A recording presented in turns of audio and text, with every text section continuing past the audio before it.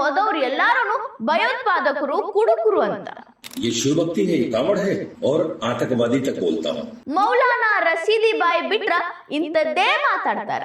ಇಬ್ರು ಬುರ್ಕಾಧಾರಿ ಮಹಿಳೆಯರು ಹರಿದ್ವಾರದಿಂದ ಗಾಜಿಯಾಬಾದ್ ಕಡೆ ಪಾದಯಾತ್ರೆ ನಡೆಸ್ಯಾರ.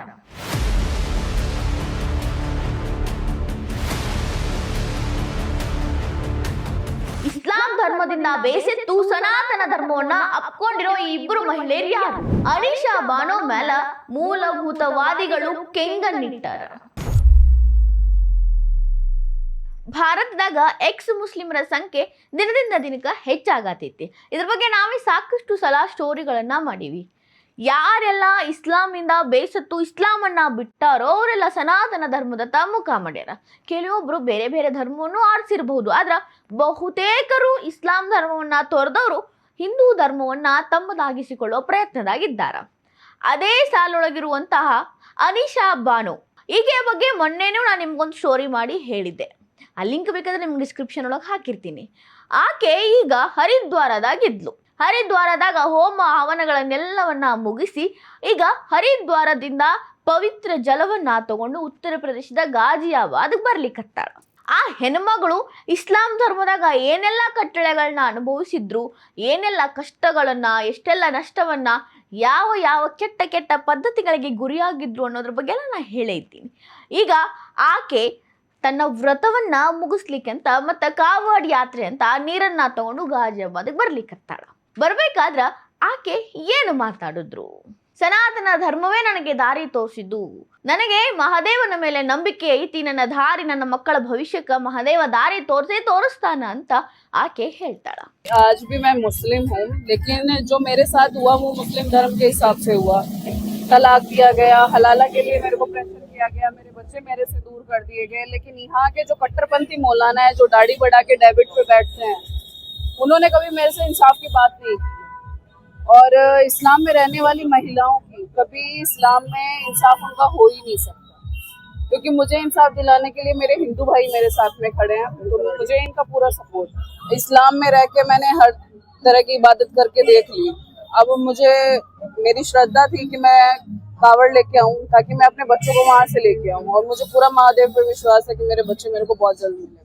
देते रहे, फतुओं का कोई तुक नहीं होता है. फतुआ तो अगर मैं लूंगी तो वो देंगे ना, बाकी ऐसे आए दिन हजारों फतवे जारी होते हैं और फतुओं का कोई तुक. ಈ ಹೆಣ್ಮಗಳ ಜೋಡೆ ತಮನ್ನಾ ಮಲ್ಲಿಕ್ ಅನ್ನುವಂತ ಇನ್ನೊಬ್ಬ ಮುಸ್ಲಿಂ ಮಹಿಳೆ ಇದ್ದಾಳ. ಆಕೆ ಕೂಡ ಮುಸ್ಲಿಂ ಧರ್ಮವನ್ನ ಬಿಟ್ಟಿದ್ದೀನಿ ಅಂತ ಹೇಳ್ಕೊತಾಳ. ಸನಾತನ ಧರ್ಮದಾಗ ನನಗೆ ನೆಮ್ಮದಿ ಸಿಕ್ತು ಅನ್ನುವಂಥ ಮಾತುಗಳನ್ನ ಆಡ್ತಾಳ. ಆಕೆಗೂ ಕೂಡ ಸೇಮ್ ಇನ್ಸಿಡೆಂಟ್ಗಳಾಗಿತ್ತು. ಹಲಾಲ, ತ್ರಿವಳಿ ತಲಾಕ್, ಬಹುಪತ್ನಿತ್ವ, ಈ ರೀತಿಯ ಸಮಸ್ಯೆಗಳಿಂದ ಆಕೆ ಕೂಡ ಅಯ್ಯೋ ನನಗಿದು ಯಾವುದು ಬೇಡ ಬೇಡ ಅಂತ ಇಸ್ಲಾಂ ಧರ್ಮಕ್ಕೆ ಬಂದಳು. ಈಗ ಆಕೆ ಕೂಡ ಮಾತಾಡ್ತಾರ ನೋಡ್ರಿ. हमने हरिद्वार से कांवड़ उठाई है. इस बार हम जा रहे हैं गाजियाबाद, क्योंकि मैं पहले फरवरी में कांवड़ ले जा चुकी हूँ. मैं संभल जिले की रहने वाली हूँ. फरवरी में ले गई थी, लेकिन मैं इस बार हमारी गाजियाबाद की रहने वाली अनीसा बहन, हम इनके समर्थन में आए हुए हैं. अब गाजियाबाद जाएंगे. हम ऐसे विवादों से नहीं डरते, क्योंकि कोई भी कट्टरपंथी मौलाना या जिहादी मानसिकता वाले लोगों से हम नहीं डरते. क्योंकि जिहाद से डरना क्या, जिहाद तो जिहाद ही है, वो आतंकवादी नहीं होते. क्योंकि महादेव के भक्त आतंकवादी नहीं होते, सनातनी आतंकवादी नहीं होते. इन जैसे जिहादी आतंकवादी होते हैं. हिंदुस्तान के अंदर इन्होंने आतंकवाद फैला रखा है. ये खत्म हो जाए, मिट जाए, तो सारा हिंदुस्तान बहुत अच्छे से रहेगा, प्यार और मोहब्बत से. मैं यही संदेश देना चाहती हूँ.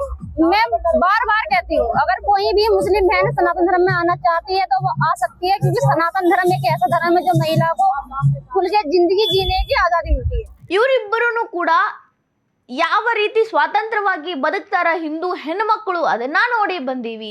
ನಮಗೂ ಕೂಡ ಆ ಸ್ವಾತಂತ್ರ್ಯ ಬೇಕು. ನಾವು ಕೂಡ ನಮ್ಮ ಕಾಲ ಮೇಲೆ ನಿಂತ್ಕೋಬೇಕು. ನಮ್ಮ ಮಕ್ಕಳಿಗೆ ದಿವ್ಯವಾದ ಭವ್ಯವಾದ ಭವಿಷ್ಯವನ್ನ ಕೊಡಬೇಕು. ಅದಷ್ಟೇ ಅಲ್ಲ, ಮದರ್ಸಾ ಶಿಕ್ಷಣದಿಂದ ನಮ್ಮ ಮಕ್ಕಳು ನೊಂದು ಬೇಯಬಾರ್ದು, ಅವರಿಗೆ ಒಳ್ಳೆಯ ಶಿಕ್ಷಣ ಕೊಡಿಸ್ಬೇಕು ಅನ್ನೋ ಒಂದು ಗುರಿಯನ್ನ ಇಟ್ಕೊಂಡಿವಿ ಅಂತ ಹೇಳಿದ್ರು. ಆದ್ರ ಈ ರೀತಿ ಇವರು ಸನಾತನ ಧರ್ಮದತ್ತ ಮುಖ ಮಾಡಿದ್ರ ಕೆಲವೊಂದಿಷ್ಟು ಮೂಲಭೂತವಾದಿಗಳು ಇರ್ತಾರಲ್ರಿ ಇಸ್ಲಾಂ ಧರ್ಮದಾಗ, ಅವರು ಈಗ ಮಾತಾಡಕ್ ಶುರು ಮಾಡ್ಯಾರ.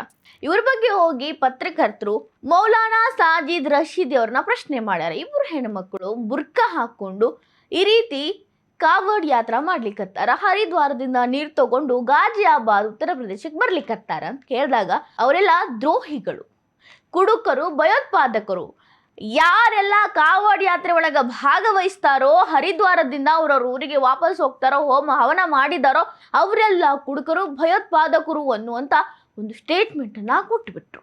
ये शिव भक्ति है, ये कावड़ है। मैं ऐसे लोगों को नशेड़ी, भंगेड़ी, लूटपाट करने वाला और आतंकवादी तक बोलता हूँ। ये शिव भक्त नहीं। ಅನೀಶಾ ಮತ್ತು ತಮ್ಮನ್ನ ಇಸ್ಲಾಂ ಬಿಟ್ರ ಇಲ್ಲಿ ನೋಡಿದ್ರ ಮೌಲಾನಾ ಆಗಿರುವಂತ ಸಾಜಿದ್ ರಶೀದಿ ಹಿಂದೂಗಳ ಆಚರಣೆಗೆ ಬೆಟ್ ಮಾಡಿ ಮಾತಾಡ್ಯಾರ. ಪ್ರತಿಯೊಬ್ಬರೂ ಕೂಡ ಅದರೊಳಗೂ ಯಾರೆಲ್ಲ ಮುಖ್ಯವಾಗಿ ಹರಿದ್ವಾರದಿಂದ ಕಾವಡ್ ಯಾತ್ರೆಗೆ ಬಂದವರಲ್ಲ ಅವರೆಲ್ಲರೂ ಭಯೋತ್ಪಾದಕರು, ಕುಡುಕರು ಅನ್ನುವಂತ ಹಣೆ ಪಟ್ಟಿ ಕಟ್ಟ್ಯಾರ.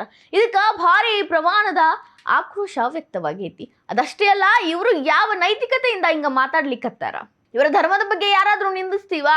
ಇವ್ರ ಆಚರಣೆಗಳ ಬಗ್ಗೆ ನಾವು ಮಾತಾಡ್ತೀವ? ಯಾಕೆ ಇವ್ರಿಗೆ ಹಿಂದೂಗಳ ಆಚರಣೆ, ಹಿಂದೂಗಳು ಅಂದ್ರೆ ಇಷ್ಟೊಂದು ಊರಿ? ಸ್ವತಃ ಇಬ್ರು ಮುಸ್ಲಿಂ ಮಹಿಳೆಯರು ತಾವಾಗಿ ಬಂದು ಸನಾತನ ಧರ್ಮವನ್ನ ಒಪ್ಕೊಂಡ್ರೆ ಇವರು ಇಡೀ ಸನಾತನ ಧರ್ಮದ ಪರಿಪಾಲಕರನ್ನ ನಿಂದಿಸಿ ಮಾತಾಡೋದು ಎಷ್ಟು ಸರಿ ಅಂತ ತೀವ್ರವಾಗಿ ಆಕ್ರೋಶಗಳು ಕಿಡಿಕಾರುವಂತ ಮಂದಿ ಹೆಚ್ಚಾಗ್ಯಾರ.